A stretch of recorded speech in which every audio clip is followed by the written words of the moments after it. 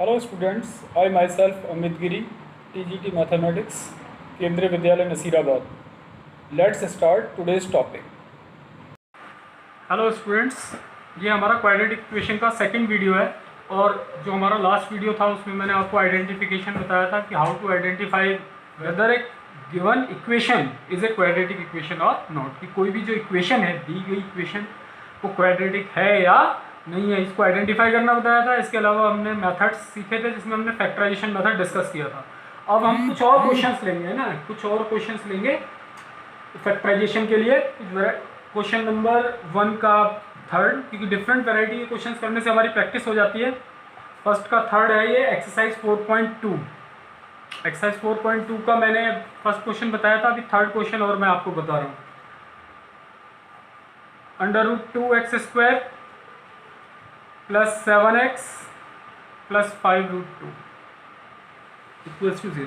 अच्छा, कई बार अगर यही इक्वेशन आपको दे दी जाए और 1 मार्क में पूछा जाए कि क्वाड्रेटिक है या नहीं है, तो कुछ स्टूडेंट्स इसमें ये मिस्टेक करते हैं कि वो सोचते हैं कि यहाँ पर √2 लिखा हुआ है तो इसलिए ये क्वाड्रेटिक नहीं. क्वाड्रेटिक होगी क्योंकि कॉफिशिएंट तो हमारा कुछ भी हो सकता है. कॉफिशिएंट जो है वो हमारा रियल नंबर हो सकता है, √2 हो सकता है, ठीक है ना, क्योंकि पावर 1/2.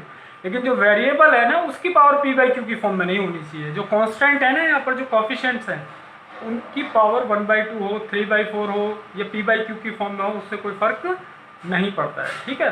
बाकी इनकी जो हमारा वेरिएबल है उसकी जो पावर है, उसका जो एक्सपोनेंट है वो क्या नहीं होना चाहिए, p/q की फॉर्म में नहीं होना चाहिए. तो ये एक क्वाड्रेटिक इक्वेशन है. हालांकि यहाँ पर क्वेश्चन में दिया है कि ऑलरेडी एक क्वाड्रेटिक इक्वेशन है, हमें इसको क्या करना है, सॉल्व.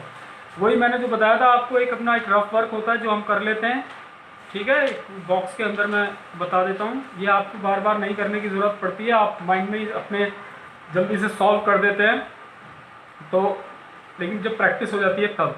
ए इसमें √2 है, बी आपका 7 है और सी आपका कितना है यहाँ पर 5√2. तो पहला काम वही होता है हमारा कि ए और सी को क्या करना होता है, मल्टीप्लाई. ए और सी को मल्टीप्लाई कर लो आप. √2 multiplies by 5√2 is equal to हमारा आ जाएगा √2 को √2 से करेंगे 2 आ जाएगा. 2 को 5 से करोगे कितना आ जाएगा, 10. अब 10 के जो फैक्टर्स हैं हमको ऐसे करने हैं. 10 को मैं फिर से मैं जैसे बताया 1 मल्टीप्लाइड बाय 10 लिख सकता हूँ, या इसको मैं ऐसे भी लिख सकता हूँ 2 मल्टीप्लाइड बाय 5 भी लिख सकता हूँ. तो 1 और 10 से क्या 7 आ सकता है, नहीं आ सकता. ना तो सम 7 होता है और ना ही डिफरेंस 7 होता है. 5 और 2 की अगर हम बात करें तो क्या आ सकता है, डिफरेंस 3 होता है लेकिन सम क्या होता है 7. तो आ जाएगा. अब मुझे सम क्या चाहिए, +7 चाहिए. बी हमारा 7 है ना, तो मैं क्या करूँगा कि 5 और +2 दोनों को प्लस ले लूँगा, 7 आ जाएगा. और 5 को 2 से मल्टीप्लाई करके 10 आ जाएगा. मैंने बार बार बताया ये बी आना चाहिए और ये ए मल्टीप्लाइड बाय सी आना चाहिए. साइन को ज़रूर कंसीडर करना होता है, ठीक है. एक एग्जांपल ऐसा भी बताऊंगा जिसमें साइन को कंसीडर ना करने से हम मिस्टेक कर देंगे, गलती हो जाती है हमसे. वो इस तरह का भी एक एग्जांपल लेंगे हम, ठीक है. चलो ये आ गया आपका. तो अब सिंपल √2x² प्लस 7x को मैं क्या लिख दूंगा, 5x प्लस 2x. अच्छा, मैंने जैसा बताया ये रफ वर्क है आपका, इसको आपको करके दिखाने की ज़रूरत नहीं है. आपको आता है तो इसमें कोई प्रॉब्लम नहीं है, आपको यहाँ करके दिखाने की ज़रूरत नहीं. इन दोनों में से आप क्या कॉमन ले सकते हो, केवल x ही कॉमन आएगा. ये आपका बचेगा √2x प्लस 5. अब बात रही इन दोनों की, तो इसमें देखो क्या है, यहाँ जो 2 है आपका, इसको मैं लिख सकता हूँ √2 मल्टीप्लाइड बाय √2 लिख सकता हूँ. देखो ये 2 है हमारा, 2 को लिखा जा सकता है √2 मल्टीप्लाइड बाय √2. और जब उसमें से √2 क्या ले लोगे आप कॉमन, तो बचेगा क्या आपका √2. तो इसमें से मैं एक तो √2 कॉमन ले लूँगा क्योंकि √2 यहाँ भी है और यहाँ भी है. तो जब √2 कॉमन ले लूँगा तो यहाँ क्या बचेगा आपका √2x बचेगा. और यहाँ पर क्या बचेगा, केवल 5. मैंने कहा था कि अगर आपने स्प्लिटिंग सही की है, अगर आपकी स्प्लिटिंग करेक्ट है तो क्या होगा, ये दोनों टर्म्स आपके एकदम क्या आएंगे, सेम आएंगे. तो आप √2x प्लस 5 और x प्लस इक्वल्स टू 0. अब आप √2x +5 को 0 पुट कर देंगे, आपके दो फैक्टर्स हो जाते हैं, दो लीनियर फैक्टर्स में हमारा आ जाते हैं। फैक्टराइज करने के बाद इज इक्वल टू -5 √x में -5 और x की वैल्यू आ जाएगी -5/√2। इसी तरीके से आप x + √2 = 0 रख दीजिए तो x की वैल्यू आ जाएगी -√2। तो ये -5/√2 and -√2 are the roots of this equation. They are the solution of this equation, are the roots of this equation. Roots का मतलब ये होता है वो वैल्यूज जो इसको क्या करती हैं, सेटिस्फाई करती है। ठीक है, तो इसमें हमारे दो रूट्स आ गए आपके इसके। ये -√2 है, ये थोड़ा इसमें मिल गया है -√2 है। तो ये -√2 यहाँ लिख देता हूँ अगर आपको, x = -√2। ओके, तो ये जो दो वैल्यूज़ हैं ये इसकी रूट्स हैं और दोनों क्या हैं हमारे, अलग अलग हैं, डिस्टिंक्ट हैं। ठीक है, और रियल है। कैसे हैं रूट्स, रियल हैं। तो इसके बाद एक और क्वेश्चन मैं ले रहा हूँ, जो मैं आपको बोल रहा था ना कि बार बार जो कहता हूँ मैं साइन को क्यों देखना है। एक क्वेश्चन हम लेते हैं,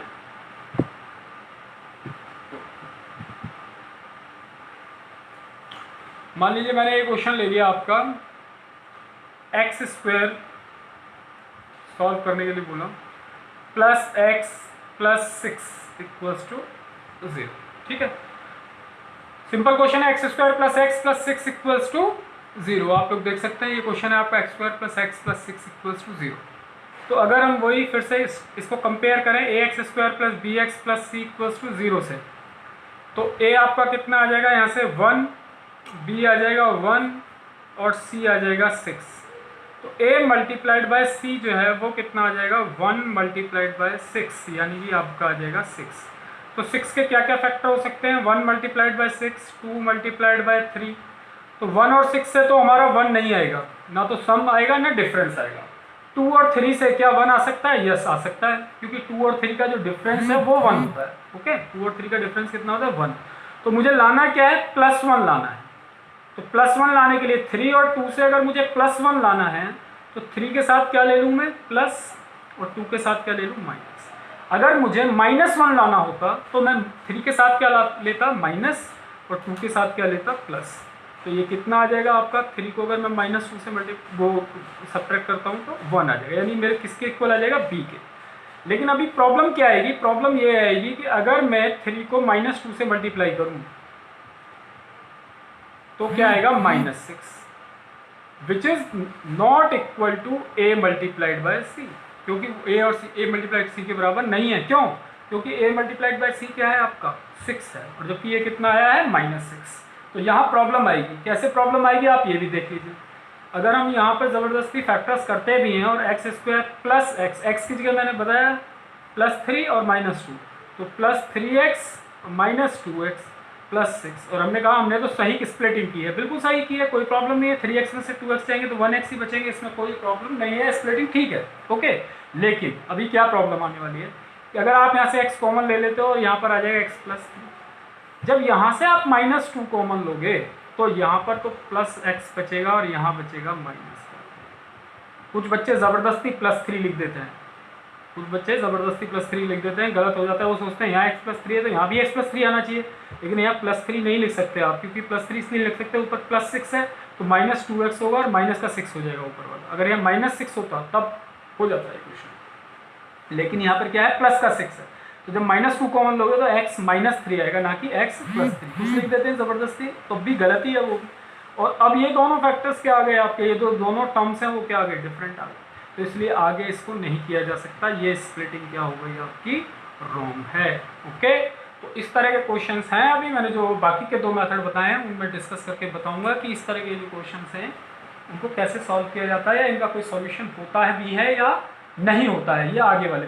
अभी जो हम कर रहे हैं फिलहाल फैक्टराइजेशन में, हम वही क्वेश्चंस कर रहे हैं जिनका सॉल्यूशन है, जिनका सॉल्यूशन है। हम केवल उन्हीं क्वेश्चंस को क्या कर रहे हैं, डिस्कस कर रहे हैं। ओके, अभी कुछ और क्वेश्चंस लेते हैं।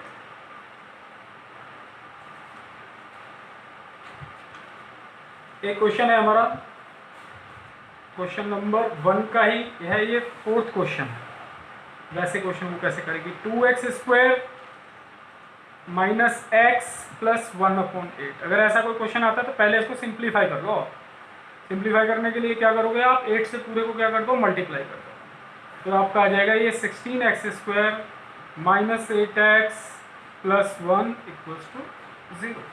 अब आगे फर्दर आप इसको कर सकते हो, कोई प्रॉब्लम नहीं है। वही a मल्टीप्लाइड बाय c, आपका a मल्टीप्लाइड बाय c कितना आ जाएगा बताइए, 16 मल्टीप्लाइड बाय 1 यानी कितना आ जाएगा 16।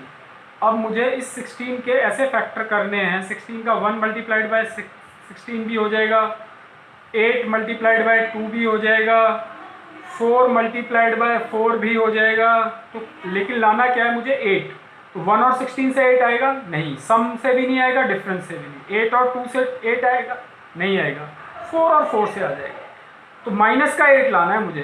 तो 4 और 4 से माइनस 8 कैसे आएगा कि मैं माइनस का 4 कर दूं।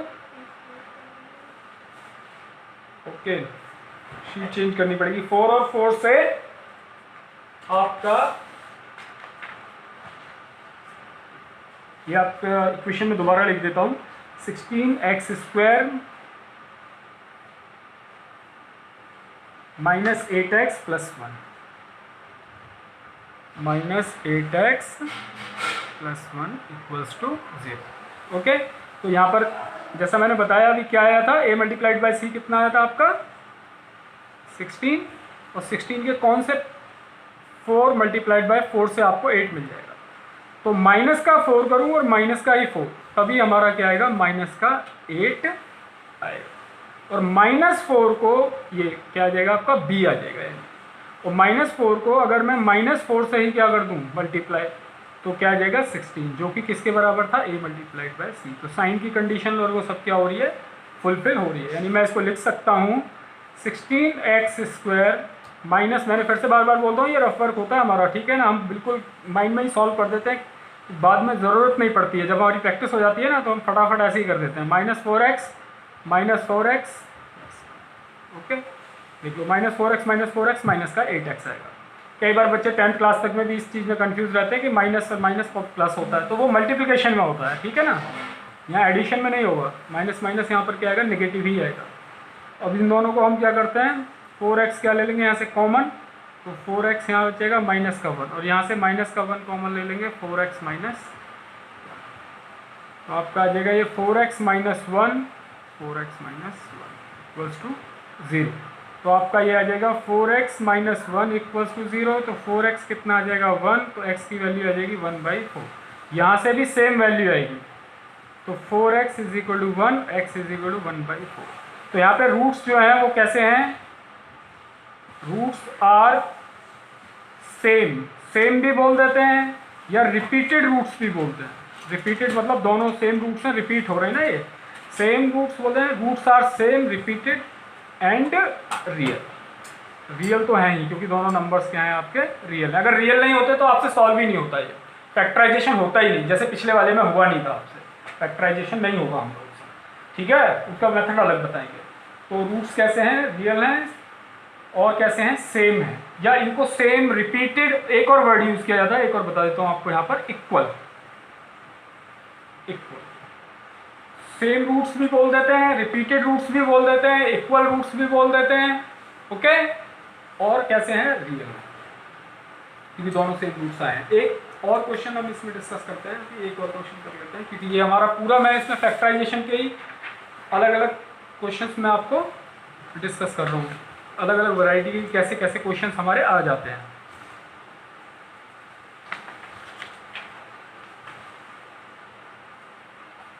एक और क्वेश्चन ले रहे हैं, x², ये क्वेश्चन मैंने बाहर से लिया है, x² plus 2√x minus 6, x² plus 2√x minus 6 equals to 0। Okay, a1 है, फिर से वही मैं बार बार बोलता हूँ, ये अपना रफ वर्क करना ही होगा हमको। a कितना है 1, b कितना है हमारा यहाँ पर, ये सॉरी 2√2x था, और मैंने थोड़ा इक्वेशन को गलत कर दिया, √x, तो तब तो ये क्वाड्रेटिक बनेगी ही नहीं, 2√2x है ये मैं काट दे रहा हूँ इक्वेशन को, इसको, और यहाँ लिख देता हूँ x² plus 2√2x minus 6 equals to 0। ये तो क्वाड्रेटिक इक्वेशन ही नहीं है। अगर x के ऊपर रूट आ गया तो क्वाड्रेटिक इक्वेशन नहीं है। 2√2x माइनस, तो b की वैल्यू आ जाएगी आपकी 2√2, ओके। और c की जो वैल्यू है वो कितनी होगी हमारी यहाँ पर -6। अब a मल्टीप्लाइड बाय c, फिर से वही, तो 1 मल्टीप्लाइड बाय -6, ये आपका -6 आ जाएगा। अब इस 6 के फैक्टर्स क्या क्या हो सकते हैं, वो हो सकते हैं आपके 1 मल्टीप्लाइड बाय 6, तो 1 और 6 से तो ये आएगा नहीं, तो 1 और 6 से तो 2√2 नहीं आएगा, तो 2 मल्टीप्लाइड बाय 3। अब स्टूडेंट बोलेंगे कि 2 और 3 से भी नहीं आएगा, क्योंकि 2 और 3 का सम कितना होता है 5 और डिफरेंस 1 होता है, तो इससे भी नहीं आना चाहिए। लेकिन इससे हमारे एक उम्मीद बनती है, क्या उम्मीद बनती है कि मुझे √2 चाहिए यहाँ पे, तो अगर मैं 2 को ऐसे लिख दूँ √2 मल्टीप्लाइड बाय √2 लिख सकता हूँ कि नहीं, और ये क्या हो जाएगा आपका 3। तो कुछ क्या उम्मीद बनती है कि अगर मैं 3√2 ले लूँ एक फैक्टर को, और एक को क्या ले लूँ √2, एक फैक्टर 3√2 और एक को क्या ले लूँ √2, तो मल्टीप्लाई हो गया तो वापस क्या आएगा 6 ही आएगा, और 3√2 और √2 का जो डिफरेंस है वो 2√2 आ जाएगा। लेकिन मुझे चाहिए क्या, 2√2 किसका चाहिए आपको, प्लस का चाहिए, तो मैं क्या करूँगा कि 3√2 प्लस का ले लूँगा और √2 किसका ले लूँगा माइनस का, तो इनका जो डिफरेंस आएगा वो आएगा 2√2, जो कि b के इक्वल आएगा। दूसरा, अगर मैं 3√2 को -√2 से मल्टीप्लाई कर दूंगा तो हमारा क्या आएगा 3 इंटू में √2 को -√2 से करेंगे कितना आएगा -2, तो ये आपके पास आ जाएगा -6 और वो किसके इक्वल आ गया आपका -6 का मतलब ये आ गया आपका a मल्टीप्लाइड बाय c। देखो a मल्टीप्लाइड बाय c आपका -6 है या नहीं है यहाँ पे, और इन दोनों के जो फैक्टर्स किए हमने 3√2 और -√2 जो स्प्लिटिंग की उसका भी प्रोडक्ट क्या है हमारा -6 ही है, तो ये क्या आ गया इक्वल आ गया, और डिफरेंस किसके इक्वल आ गया b के इक्वल आ गया, तो इसका मतलब हमारा करेक्ट है। हम फर्दर इसको स्प्लिटिंग को कैरी ऑन कर सकते हैं। तो ये आ जाएगा आपका x² और 2√2x की जगह मैं लिख दूंगा यहाँ पर प्लस 3√2x, मुझे प्लस का चाहिए था इसलिए मैंने 3√2 के साथ क्या लिया था प्लस बड़े वाले के साथ, और माइनस का √2x, तो 3√2x में से √2x आएगा 2√2x ही बचेगा, माइनस का 6 इक्वल्स टू 0। अब इस दोनों में से क्या कॉमन ले लूँगा मैं, x कॉमन ले लूँगा, तो यहाँ बचेगा x प्लस में यहाँ बचेगा 3√2, और यहाँ से क्या कॉमन ले लूँगा, आप सोचोगे यहाँ तो √2 है, नहीं है, देखो ये 6 के ही फैक्टर थे, 6 क्या था √2 मल्टीप्लाइड बाय √2 मल्टीप्लाइड बाय 3, अगर मैं √2 कॉमन ले लेता हूँ तो क्या बचेगा 3√2 बचेगा, तो मैं माइनस का √2 कॉमन लूँगा, तो यहाँ बचेगा आपका x और यहाँ पे क्या बचेगा 3√2, वैसे भी √2 को 3√2 से करोगे 6 ही आएगा वापस।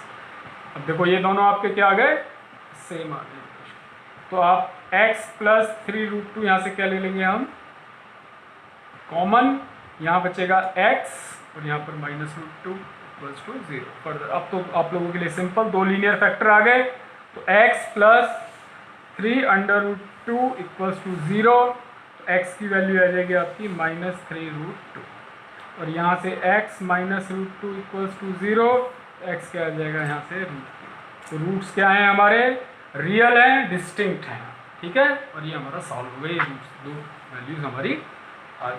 तो मुझे लगता है हमने कई टाइप्स के क्वेश्चंस इसमें हमने क्या कर लिए डिस्कस।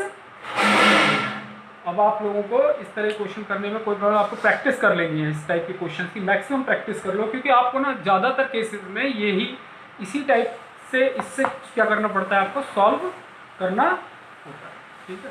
ज़्यादातर जितने भी वर्ड प्रॉब्लम्स हैं मैक्सिमम में आप देखोगे कि आसानी से आप सॉल्व कर दोगे, ठीक है। अब इसके बाद आपको जो हमारा जो नेक्स्ट वीडियो होगा, नेक्स्ट वीडियो में जो अदर जो 2 मेथड्स हैं मैंने जो बताए थे आपको, कंप्लीटिंग स्क्वायर और डिस्क्रिमिनेंट मेथड, इनको मैं डिस्कस करूंगा, और फिर हम उसके बाद में वर्ड प्रॉब्लम्स के बारे में बात करेंगे। Thank you students.